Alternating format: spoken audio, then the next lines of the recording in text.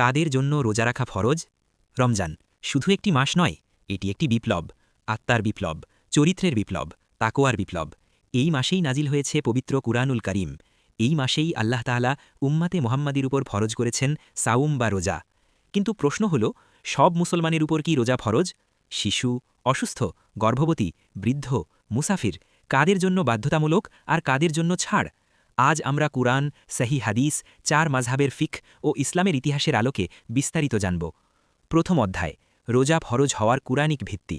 আল্লাহ তাআলা বলেন, হে ঈমানদারগণ, তোমাদের উপর রোজা ফরজ করা হয়েছে, যেমন ফরজ করা হয়েছিল তোমাদের পূর্ববর্তীদের উপর, যাতে তোমরা তাকওয়া অর্জন করতে পারো। সূরা আল বাকারা ১৮৩ নং আয়াত।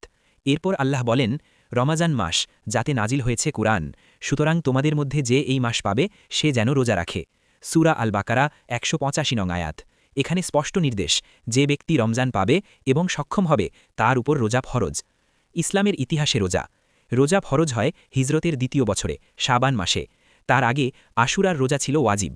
রোজা ফরজ হওয়ার পর প্রথম রমজানেই সংঘটিত হয় বদরের যুদ্ধ। সাহাবিদের কেউ রোজা রেখে যুদ্ধ করেছেন, কেউ ভেঙেছেন। রাসূল সাল্লাল্লাহু আলাইহি ওয়াসাল্লাম উভয়কেই অনুমতি দিয়েছেন, কারণ পরিস্থিতি ছিল কঠিন। এ থেকে আমরা বুঝি, ইসলাম কষ্টের নয়, ভারসাম্যের ধর্ম।